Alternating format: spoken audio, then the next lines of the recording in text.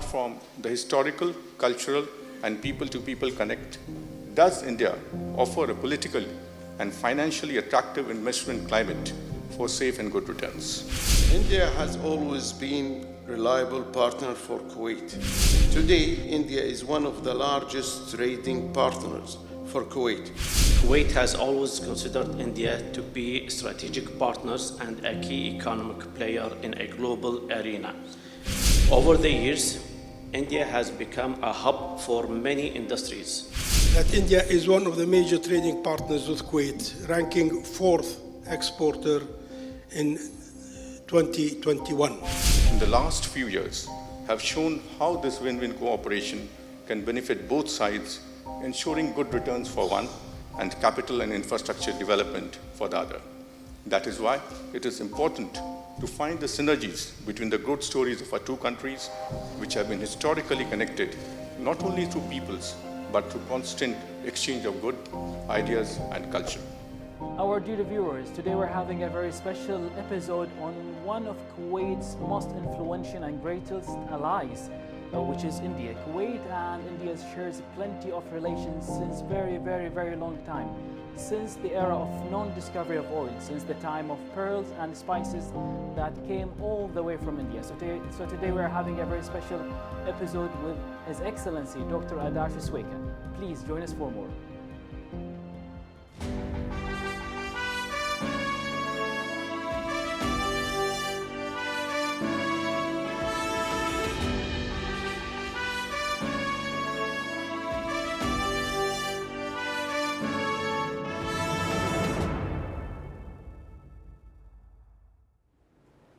Our dear and beloved viewers, welcome back to your most beloved show at Kuwait English channel Capital Exchange, where we shed light on Kuwait's greatest allies.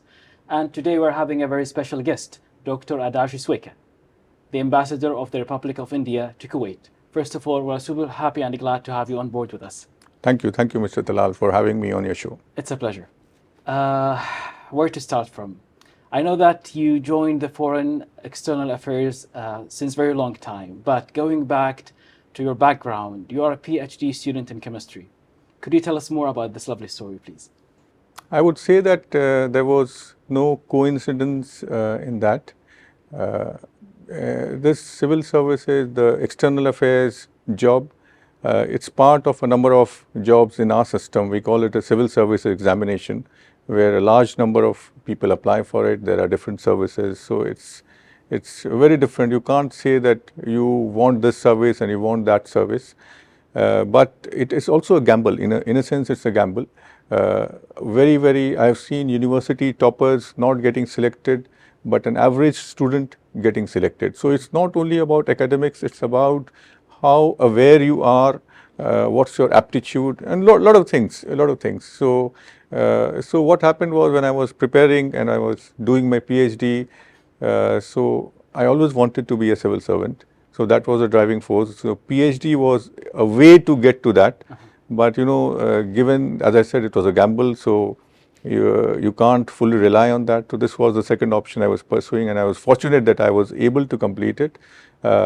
In fact, I left in between, but the day I was going to Moscow for my first overseas posting, I submitted my thesis and came back from Moscow to give my viva. So that's how it turned out to be. Brilliant. So I believe that you collected all the technical and soft skills, potential ones, specifically in order to serve your community. So it's not about the degree you are holding, but what you feel inside to give back to the Indian community. All right. And by the way, congratulations on passing 1 year here in Kuwait. Till this moment, how do you feel? It's not exactly 1 year, but yes, when my announcement was made that I am appointed as Ambassador of India to Kuwait, that actually, yes, in that way I have completed 1 year, but actually I came on 2nd That was on 12th of October, yeah. Yes. Yeah. But so far it has been very good, and I must say that I felt as a second home in Kuwait. Yes. Wherever I went, I met Kuwaiti friends. I think they have all been so welcoming, and they all remember India so fondly. Most of the Kuwaitis, their forefathers, the ancestors, even the uncles and some of them, they have been connected to India. and you know how there has been a people-to-people connect between our two countries. So I think it has been very, very good so far, and I cannot complain on anything.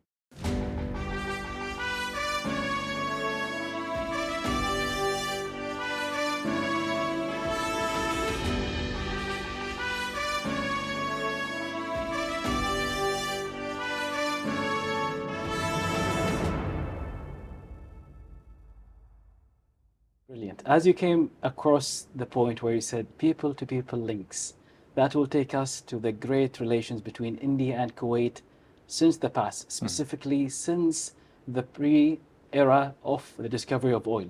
We'll proceed with that first.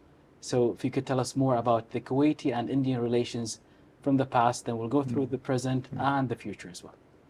No, you are right when you say that our relations precede our being as modern countries, as modern nation states, because both India and Kuwait were under British Empire at some point of time.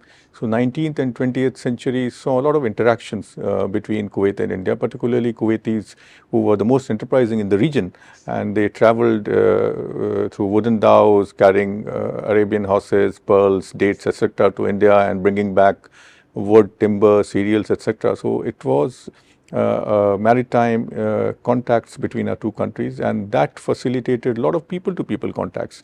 So we saw so many Kuwaitis settle in India, doing business in India, started off business houses in India, and even till now you find them, the remnants there in Bombay, very famous areas, then Calicut, Kochi, all that I think reminds us of the Kuwaiti history with India. Similarly, a lot of Indians came to Kuwait, even in the earlier times, and obviously after the discovery of oil, lot many, and today we proudly are the largest expatriate community in Kuwait. So I think historical contacts, historical relations, people-to-people contact, these are the building blocks of our relationship. Yes. So in general, those were tangible and intangible aspects, not only in businesses. They brought even like Indian cuisine, Yes. the spices. I mean, for me, I am one of the most and biggest fans of Indian cuisine here in Kuwait. So No, we see so many similarities in the Yes, cuisine, yes. like biryani, chai, and so many. In fact, the spices we use, though you use it differently, but a lot of them are so common. Yeah, and inspired by the Indian culture. Okay, proceeding to the present and the bilateral relations between Kuwait and India, if you could tell us more about it, please, when it comes to exports and imports and any other aspects of relations. Overall, I would say that we have a very, very good relationship. Whether you see it in the political context, whether you see it in economic, culture, people to people, manpower. But if you, I think you want to hear more on the economic side, I would say that I won't say that it is best, because I see that there's a lot of potential there. Today we are hovering around $14 billion of bilateral trade. That's good. I would say that's not bad. That's but an annual basis. Annual basis, but one that it is heavily skewed in your favor. But that's fine, because we import a lot of oil from you. You import a lot of food stuff from us. But I am seeing signs of diversification, and given the potential of both countries, I think sky is the limit, and that is why the embassy, as part of the embassy, we are focused very much on deepening this economic partnership. So that's where our focus lies, and we'll continue working on that with your country. Brilliant. India and Kuwait shares a lot in common, and very specifically when it comes to education. I believe that there will be a huge influential partnership between Kuwait and India. Just a fresh information, here in Kuwait we have nearly 26 Indian schools with a community of 60,000 Indian students within those schools. That would definitely create a huge impact when it comes to future partnership.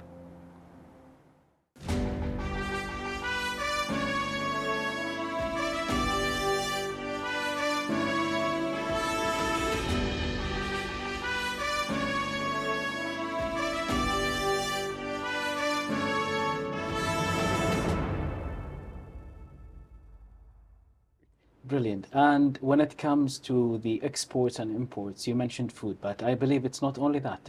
We brought from India machineries, mechanical stuff, at some stage cars. And as you mentioned, the sky is the limit. Okay, going through a different aspect when it comes to technology and education. I believe myself that India has plenty of a great potential when it comes to prestigious institutions, specifically in technology, innovation, and environment. If you could tell us more about this collaboration that might happen between Kuwait and India. This education is one sector which holds a lot of promise. When I say it holds a lot of promise, there are certain things which are happening, certain things which we are aspiring. For example, if you look at school education system, we have a very, very good cooperation. There are 26 Indian schools with over 60,000 students in Kuwait. Wow. Following Indian curriculum, the Central Board of Secondary Education curriculum. But when it comes to higher education, we don't see such an active collaboration. We have seen, for example, when I visited Kuwait College of Science and Technology, I was very happy to learn that they have made the entire curriculum in consultation with Indian Institute of Technology, Delhi, which is one of our premier engineering institutions. I think the one you graduated from, right? No, I did from Delhi University, but this is IIT's our engineering institution, and one of our colleagues from the embassy is from IIT.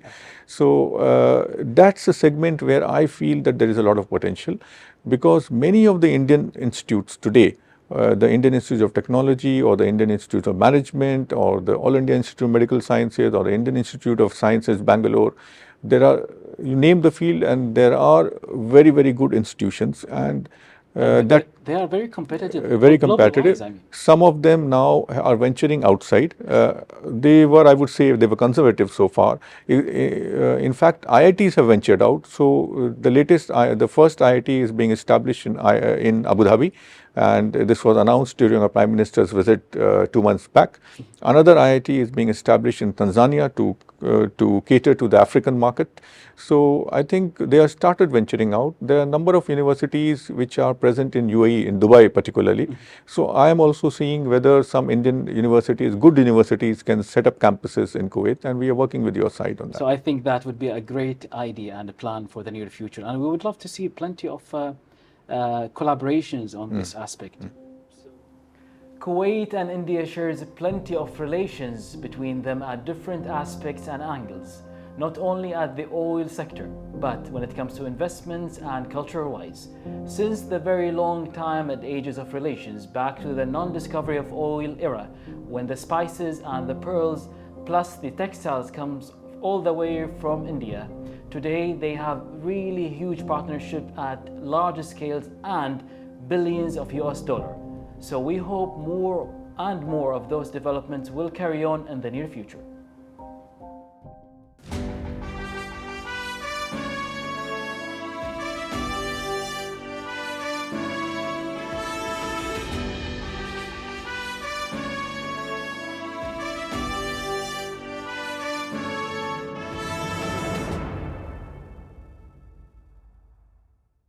All right, going through the oil sector, how could we see Kuwait and India in that angle?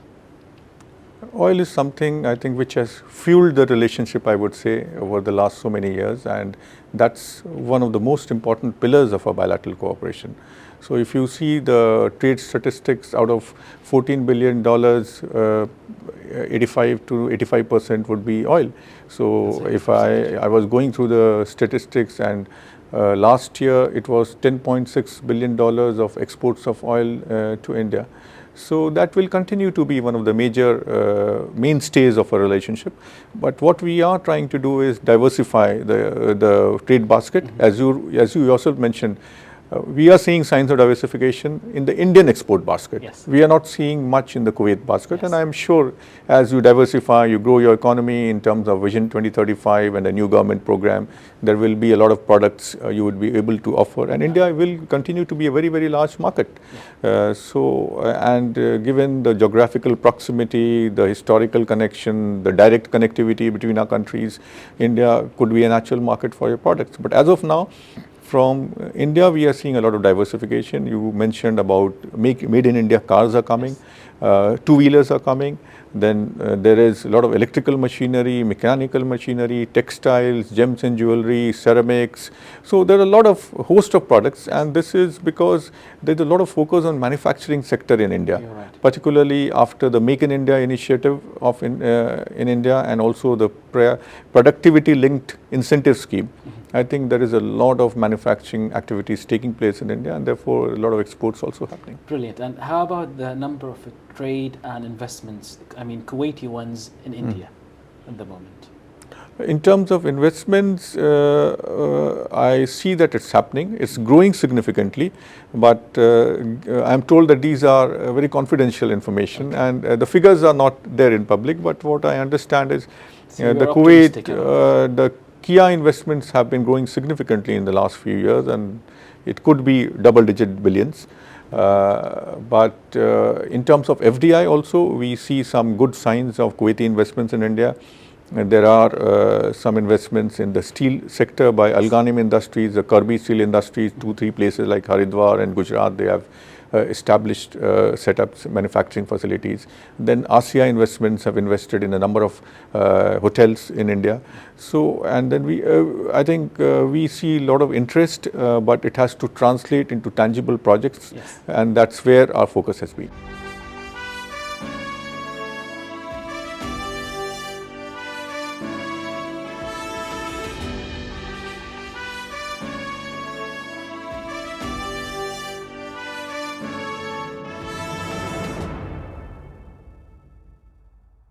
Has been. Brilliant. So not only in the food and beverage oil, there we could see steel, hospitalities, and plenty more. Yes. Okay, what do you think the obstacles would be if someone is really interested, or like a mega company to settle in Kuwait? Do you think that there are some obstacles that need to be altered in order to make it a free space of investment here in Kuwait? No, I say that there is always scope. So, in fact, there are a lot of Indian companies which have established operations in Kuwait. There are a number of Indian multinational companies which are also present in Kuwait, and some are registered also to the Kadipa route. Yeah. But obviously, the more welcoming environment is there, it will facilitate more and more investments and setting up of Indian companies here. One thing I feel that the restrictions on family visas in the last 1 year is creating a deterrent effect, because a lot of top professionals and top businessmen will not come without families. And right. in fact, some of them who were, I hear some of them have gone back. So that's one thing which I feel if it could be addressed soon. Especially the Indian community is a Yes. family-oriented Yes. community. So Yes. No, any top professional, if you want him to come, they want to come with family. So right. if you, so that's where I think that's, and I'm sure the government of Kuwait is working on that. Secondly, how quickly you process business visas, the ease of getting business visa, that's also, if that could be further simplified and expedited, I think that also would help. So I'm sure the government of Kuwait will be working on this, and we look forward to have more and more Indian companies coming here. how about the tourism sector? I mean, we covered mostly all the aspects and sectors, but when it comes to tourism, I think this is one of the mega shots of Kuwaiti, to have like a very, very short trip to India during the weekend. Could you tell us more about this? How could we develop it more and more? This is one sector where we are focusing a lot, because Kuwaitis love to travel, and India is a place of 365 days tourism destination. In fact, recently we had a big tourism event 3 weeks back, where we interfaced with a lot of Kuwaiti travel agents particularly, and we told them, see, this is a place where you have almost 360 complete tourism package. You pick out any one day in a calendar year, and I can tell you this place is absolutely fine for tourism perspective. We have, there are a lot of tourist destinations in India, whether You talk about historical places where you talk about landscape and beauty. Summer, particularly Kuwaitis like to travel in summers. Yes. And we have excellent hill stations from Kashmir to Shimla, Nainital to Darjeeling in the eastern India to Ooty in South India. So you go to any region of India, you will find hill stations which are cool in the summers. Similarly, wildlife. We have so much of national parks and wildlife sanctuaries. It offers a lot of scope. You go for adventure tourism. That again is a very good coming up segment. We have luxury trains in India which are unmatched. I don't feel that anywhere in the world you will find that kind of experience. From our point of view, we have been saying that tourism is from Kuwait to India is a sector which is very, very promising, and all that I would say at a much lesser cost than you would travel to any other country. Yeah, and it's less time consuming. Less time, yes, you can reach. We have almost 7 to 8, 10 flights every day to different destinations from Delhi to right down south. They're economical, and visa is not an issue. We give visa in 1 day. I remember because I Yeah. applied for one last Yes. year and I got mine. I mean, after a few hours, not Yes. even less than a So, day. so that's what I think I want to say to our Kuwaiti friends, that please visit India because it ticks all the boxes. Yes. And we are about to finish, but before this and approaching the end, we would love to hear more about the latest visit of his State of Foreign Affairs to Kuwait 2 months ago specifically. What brought up on that? No, that was a good visit because it came after almost 2 years of any ministerial visit from both sides. I think that so it broke the COVID-induced gap in the meetings, and it gave an opportunity for both the ministers to discuss various issues of mutual interest. Our minister met Honorable First Deputy Prime Minister, Interior Minister. He also met Honorable Foreign Minister. He also met the Deputy Foreign Minister. He had a lot of meetings with a wide cross-section of Indian community. So overall, it was an excellent visit, and it filled in the gap. And we look forward to many more ministerial visits in the near future. So I believe it's a win-win case. Yes, yes, surely, yes. All right. Thank you so much for those fruitful information. It was a pleasure to have you on board, and to many more collaborations and brilliant coverage. Thank you so much. Thank you so much, Mr. Talal. Thank you. Our dear viewers, after all of this demonstration and rich information provided by His Excellency about the great relations between Kuwait and India, I hope that you had a solid background and all the needed information were provided by him. So please join us for more, and until further, for more relations and aspects. Thank you so much.